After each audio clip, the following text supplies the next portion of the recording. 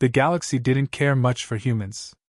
Among the stars, they were a novelty, primitive, fragile, and unpredictable. But for Zorka of the Thousand Claws, they were worse, inconvenient. Especially one named Jack Rayner. Jack hadn't meant to embarrass a galactic noble. All he'd done was keep a freighter full of mining equipment from exploding mid-jump by rerouting an overloaded grav core using parts from a coffee maker and a stabilizer fork. He saved 30 alien lives. Unfortunately, one of them had ties to Zorka's rivals. His heroism became a symbol.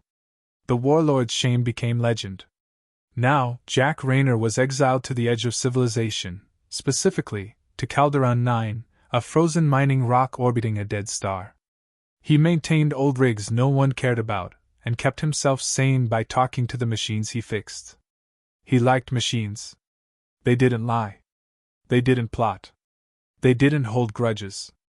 Unlike Zorka. She didn't send assassins. She sent messages. This one came with teeth, genetically bred, muscle-packed, midnight-coated death, the Calderon Panther. Nearly 3 meters long. 8-inch claws. Fused armor bone plates. Not just engineered for killing, it enjoyed it.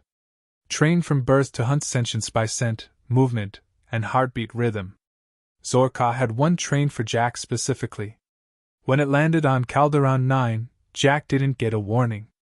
There was just a low tremor near the refinery edge, followed by the sound of steel beams bending. He heard a growl echoing through the ice tunnels before he saw it, a massive black shape silhouetted against the frozen blue glow of the mining rig. He dropped his tool belt and ran. His legs pumped across jagged ground as alarms began to blare, not because of the creature, but because the motion sensors registered a Class 6 seismic anomaly, code 4. Something's too big to be walking this close. Jack barely registered the warning. He sprinted through the maintenance corridor, slamming shut blast doors behind him. But the predator didn't slow. It was agile, terrifyingly so. It scaled walls, crushed steel crates like paper. He ducked through a service hatch, crawled through ice-coated piping, cut his hand on exposed cable. He could hear it breathing. It was stalking him, not rushing. Studying. Jack burst into the auxiliary supply bay. Empty except for some scrap metal, ancient welding kits, and a single crate of old nutrient paste. His mind raced. He scanned the surroundings, not for safety, but for leverage. He spotted a loose heat coil on the far wall and grabbed a conductor rod. Then he yanked open the crate, scooping out the congealed paste and slathering it on a broken pipe near the vent shaft. Then he climbed up, holding still, pressed against the ceiling supports. The beast entered, low, silent. It sniffed once, then twice. Its head turned toward the bait. It hesitated. Sniffed again. Then, slowly, it moved toward the pipe. Muscles tensed. Jack's hand closed around the rod. But he didn't move. It didn't eat. It looked at the paste. Then turned its gaze upward, toward him. Eyes met. Deep green, reflective, alien. But curious. Not hostile. Jack froze. He didn't blink. The panther's head tilted. Then it sat. Saturday. Just like that. Watching him. Minutes passed. Jack slowly lowered himself from the rafters. He dropped the rod. No sudden moves. Just breathing. "You're not here to kill me, are you?" he whispered. No reaction. He knelt, keeping his eyes on the creature. Its breathing was calm. It looked like it had made a decision, one Jack didn't understand yet. His thoughts scrambled. Was this a mistake? A delay tactic? A trick? He had no data on this thing, only rumors, whispers from smugglers who said they hunted with intelligence. He remembered the old engineers talking about predator-class biotech from the outer rings, how some of them bonded by dominance, others by empathy. Zorka may have expected brute reaction. But maybe this beast was evaluating him, the way he evaluated faulty machines. He stood. The panther remained still. Then, with a low grunt, it turned and walked out of the bay, slow and deliberate. It stopped at the exit. Looked back once. Jack followed. Not out of confidence, but instinct. Because in that moment, Jack Rayner realized something profound. The creature had been given an order. But somewhere in that engineered brain, it had decided to pause. And Jack, just a mechanic with grease-stained gloves and busted ribs, wasn't going to let that chance go to waste. Not on this frozen rock. Not while Zorka still thought she could script how this story would end. The cat didn't speak, but it communicated. Every tilt of its head, every pause before a step, told Jack he was being measured. Not hunted, assessed. He kept a slow pace, watching it from the corner of his eye as it led him through the outer ice fields toward the old cargo lifts. The air thinned. Jack's breath fogged. The beast moved with effortless precision, muscles flowing beneath biohardened skin. He half expected it to turn and strike, but it never did. Instead, it stopped before a cracked maintenance terminal and sat. Silent. Waiting. Jack stepped forward, confused, cautious. The panel was inactive, power routed elsewhere. He knelt, wiped frost from the surface, and traced the cabling. It led underground to the inactive crawler depot. Why here? He opened the access hatch. The panther growled, low and brief. Not a threat, a signal. Jack paused. Then pressed his hand to the inner panel, redirecting auxiliary power to the surface relay. Lights flickered. The lift groaned. Nothing happened. The panther stood again. That was the first test. The second came fast.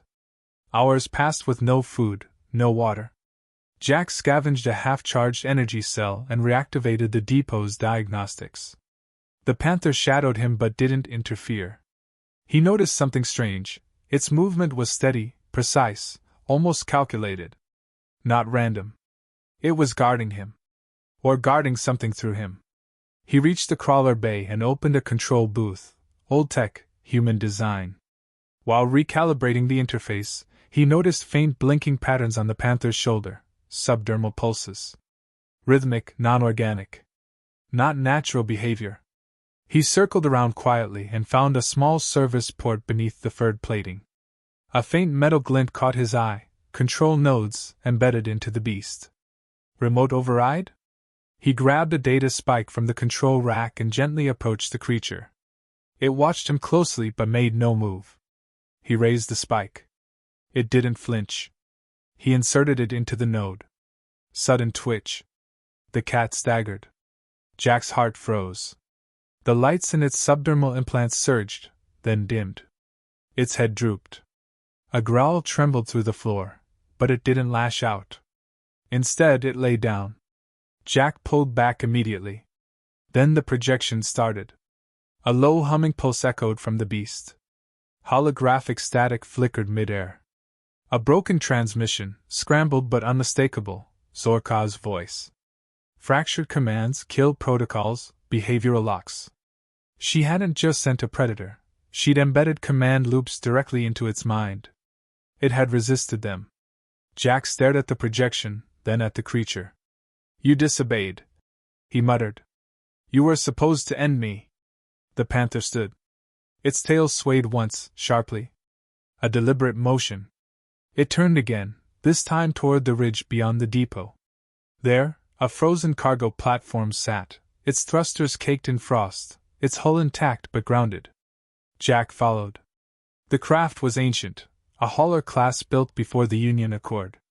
He entered through a rusted bay door and found himself in a hollowed flight chamber filled with scrap, wire, fusion coils, and fuel pods. The cat paced the perimeter once, then lay down beside the NAV station. Jack understood. It wanted him to fix it.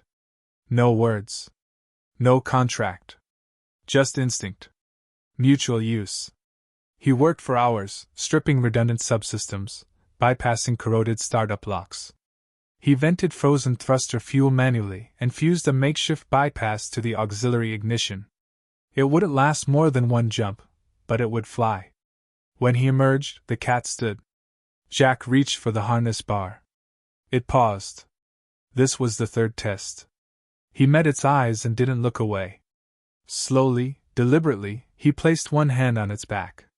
It didn't react. He swung his leg over and gripped the ridge between its plated shoulders. It moved. They ascended the icy ridge in silence, wind shrieking around them. No saddle, no reins, just balance and tension.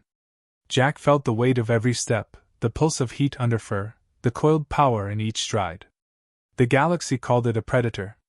He was starting to see something else, a being built for violence, choosing control. Sensors pinged. A long-range scout drone approached, skimming the surface, Zorka's surveillance. The cat increased speed. Jack braced himself. In seconds they reached the hauler's ramp. Jack activated the pre-launch sequence, locked the doors, and sealed the inner chamber. The drone pinged again. A warning blared across the NAV screen. Enemy lock. Jack grabbed a cable and wired it directly to the interface node on the cat's side. He fed the navigation commands through it, redirecting control through shared pulses. Primitive, crude, but it worked. The hauler roared to life. Engines lit. Ice cracked.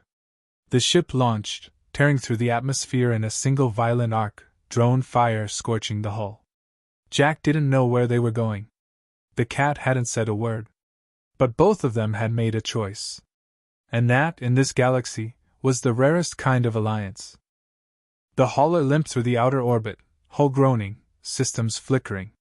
Jack stabilized the power feed long enough to engage autocorrection, then collapsed against the console. Nyx, the name he'd given the beast, sat silent beside him, eyes alert. He hadn't meant to name it, but it felt necessary. It wasn't a thing anymore. It had chosen. The NAV system detected a derelict trade outpost adrift in the Cuval Drift, uninhabited, off all registries, no active signatures. He rerouted there, barely making it through the docking hatch before power failed completely. Gravity was minimal. Lights dimmed to emergency red. The air was stale, metallic. Jack pulled what tools he could carry and started stripping components. He needed a functioning interface to access galactic comms. The station had once been a merchant hub, so its databanks might still hold unpurged records. He patched into a terminal through an auxiliary node, fingers moving fast, forcing a bypass. Screens lit up with static, then fragments of archived transmissions. One was marked Priority Black, originated from Zorka's Dominion, time-stamped 2 weeks prior. It was a kill order, not just on him, but a full directive for orbital cleansing of the Calderon system. The mining colony where he'd lived. Where the workers still operated rigs. Innocents. They weren't targets, they were liabilities. Jack clenched his jaw. This wasn't just personal. She was wiping away everything that connected back to the freighter incident. He hadn't embarrassed her. He'd exposed a flaw. Now she was erasing the evidence. He downloaded everything. The station's data cores also revealed Nyx's creation logs. She hadn't been born, she'd been grown in controlled stasis tanks, trained with neural simulation loops, exposed to combat stimuli, sensory overload, selective bonding. The logs showed that Nyx had rejected multiple directives in the past.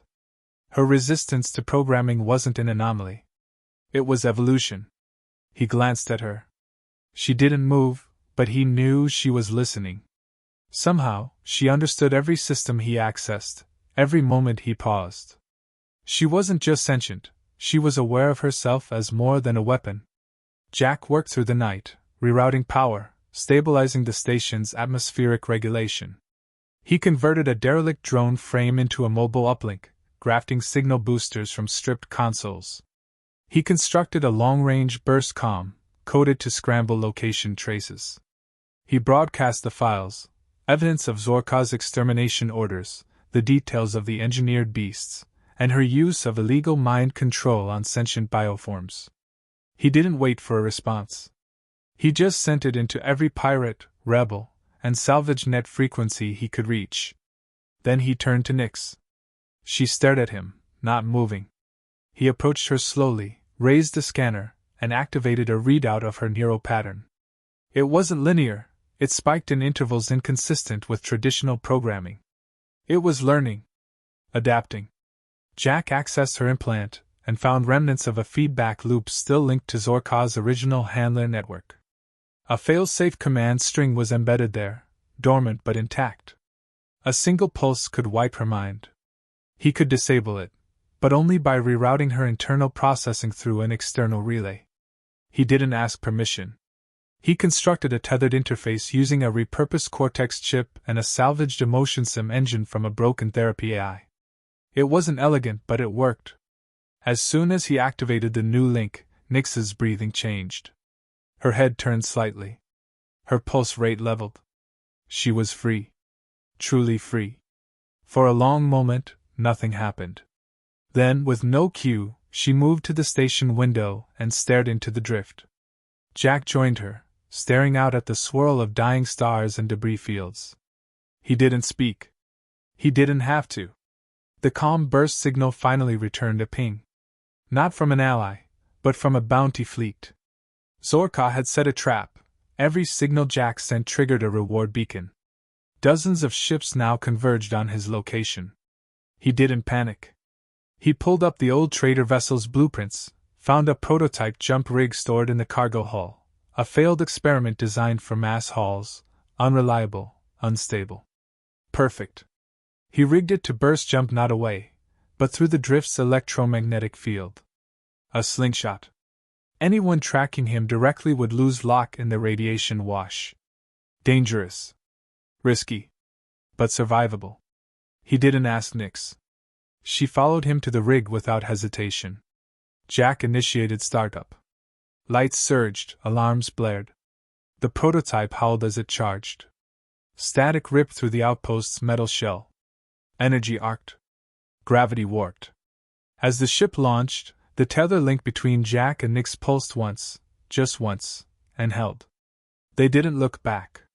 Zorka had sent a weapon to kill him. He was now riding it straight into her empire's shadow. And this time, he wasn't alone. The drift jump ruptured normal space. The trader vessel emerged half intact, engines buckling, hull scorched. Jack rerouted life support and flushed heat buildup through the cargo chamber, barely keeping the vessel intact. Nyx held position, anchored in the hold, muscles taut, first scorched along one flank but steady.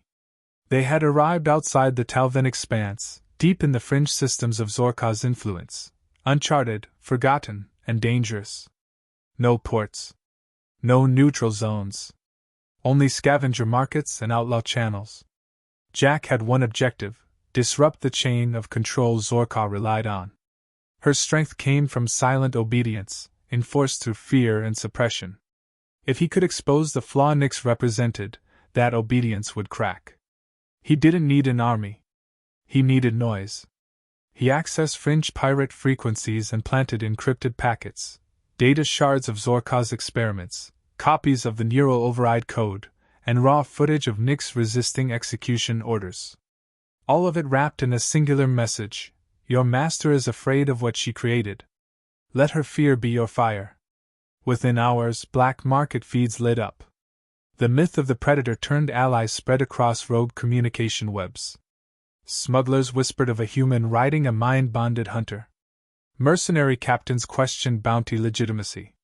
The galaxy's worst started to wonder, if the perfect weapon could choose its side, what else might rebel? But the damage wasn't done yet. Jack knew her response would be immediate. She'd accelerate consolidation. Tighten control. Send enforcers to crush the fracture. He had to draw her in. He selected his strike zone, an outer ring relay post, one of the first systems to receive and transmit her commands. Taking it wouldn't cripple her, but it would blind a chunk of her fleet, slow her communications, and send a loud signal: she wasn't untouchable. They approached under shadow, no transponder, no flare signature. Jack disabled the orbital sensor net using a forged pulse echo, emulating an asteroid field disruption. They landed hard, bypassed the relay's surface locks using recycled access codes scraped from old civilian builds. The inside was dark, sterile, occupied by minimal staff and 3 defense drones. Nyx neutralized them in seconds. Efficient. Silent. Jack found the COM core, tore through its encryption, and uploaded a virus containing copies of his previous data dumps, set on a timed recursive loop. Every system Zorka touched through that node would receive the truth. One exposure at a time. He set a detonation charge behind the transmitter array, buried deep in the cooling stacks. It wouldn't destroy the post, just cripple its reach. They left before the pulse detonated. Within minutes, signals flickered and stuttered across the sector. Disruptions rippled outward. The bounty fleets lost half their tracking, long-range command relays stalled, and subspace coordination collapsed in the outer quadrants. Zorka responded exactly as expected. A precision fleet swept the area, no mercy, no hesitation. She wasn't hiding her fear anymore. She broadcasted it through fire. Jack tracked her movements, mapped the convergence patterns, and saw the opening. She was repositioning toward her private fortress world, Garex Prime. It meant she intended to protect something personal. He didn't have firepower, but he had signal. He accessed the dead satellite network orbiting the nearby Ilex belt. Ancient, offline, but built during the orbital expansion wars, pre-Accord technology, still viable. He linked it to the Relay Post's virus. With minor repair and a high-risk solar reroute, he could turn it into a pulse amplifier, broadcast the entire log of Zorka's illegal projects across trade and military channels simultaneously. He would need a power surge beyond his rig's limits. There was only one source nearby, a collapsing core in the drift belt, unstable, radioactive, shielded by proximity radiation. No one flew near it. That made it perfect. He anchored the satellite, tethered the jump rig, and modified its auxiliary core to funnel the decay energy directly into the relay burst. The moment the rig crossed into the radiation zone, it would overload and send the signal. The cost would be the ship. Jack didn't hesitate. He configured the system and looked to Nyx. She didn't resist. He guided her into the satellite core bay, manually detached the command deck, and loaded the final sequence. The last tether line sparked as it fused to the launch sequence. He keyed the final command. The ship tore into the radiation field. The core breached. The galaxy heard everything. From the highest command citadels to the darkest smuggler holes, Zorka's secrets spilled raw and unfiltered. Bioweapon programs. Forced loyalty implants. Mass silencing of entire planetary populations. And at the center, the predator who refused her command, who chose a human instead of her leash. It wasn't a revolution. It was an ignition. The signal fractured the silence Zorka had built her empire on. Systems once quiet with fear lit up in open defiance. Pirate lords rescinded their contracts. Outpost governors questioned their command chains.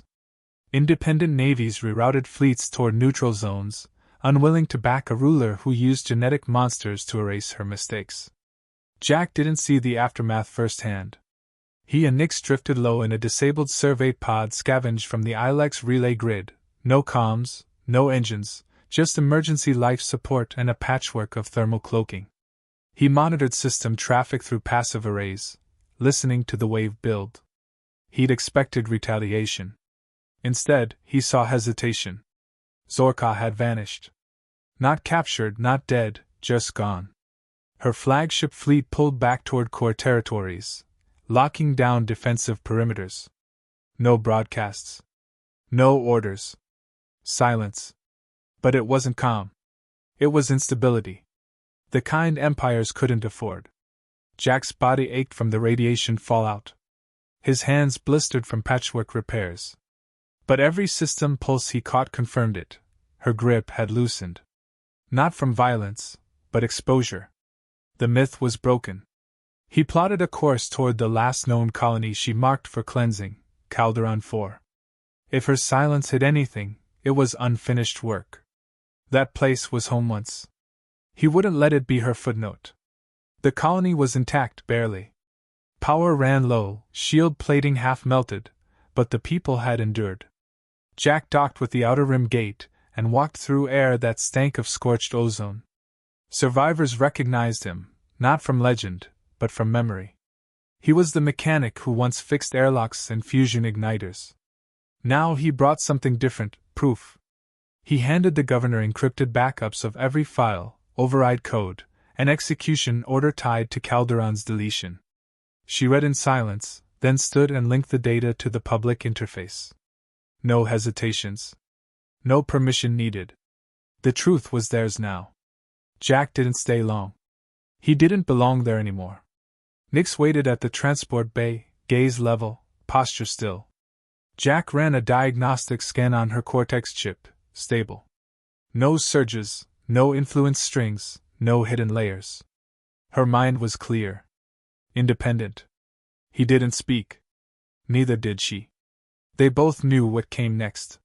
He mapped their next target without ceremony, one of Zorka's former deep labs, long buried, presumed inactive. The files showed it had been the origin site for Nix's type, experimental hybrid predators bred to follow scent-coded kill signals. No one had heard from that facility in years. That made it dangerous. They traveled by freighter jumblink, moving through commercial zones under altered identity strings. Nix stayed hidden in sealed cargo, sedated but alert. The route was long, fragmented through quiet stations and void corridors. On the sixth jump, a scout drone passed their transport. It didn't scan. It simply marked. Zorka wasn't silent anymore. She was watching again. They landed near the lab perimeter. Radiation levels were minimal, atmospheric pressure stable. The outer shell was intact. Jack forced entry through a decayed maintenance port and followed biometric trails left decades prior. Inside were holding chambers, dozens, each scorched or shattered. Remnants of claw strikes marked the steel. Some beasts had never made it out. Others had. The final corridor led to a control chamber sealed behind 3 biolocks. Jack cracked them with fragments of Nix's own DNA, copied from their last sync. Inside the chamber was a stasis pod, still active. Another creature lay within, similar to Nix, but larger, unfinished. Its vitals pulsed low. Beside it was a data vault holding neural sequences, pre-coded kill paths for hundreds of individuals. Jack downloaded the files. This was her insurance, a second wave of predators ready to launch. She hadn't sent her best first. She'd sent the most obedient. Nix stepped forward. She approached the pod without command, placed one paw against the casing, and stood motionless. The creature inside stirred. Not in aggression, but recognition. They were linked. Siblings. Jack triggered the override codes, disabled the stasis sequence, and rerouted power to the containment seals. He didn't release the beast. He left it sleeping, alive, but no longer bound. If it woke, it would choose for itself. Back aboard their ship, he purged every last copy of Zorka's handler protocols. He burned her final chains, line by line. The galaxy now whispered of a legend, a human who rode death and freed it. Not a hero. Not a commander. Just a man who refused to bow, and a predator who chose him over her leash. That wasn't fear. It was revolution. One creature at a time.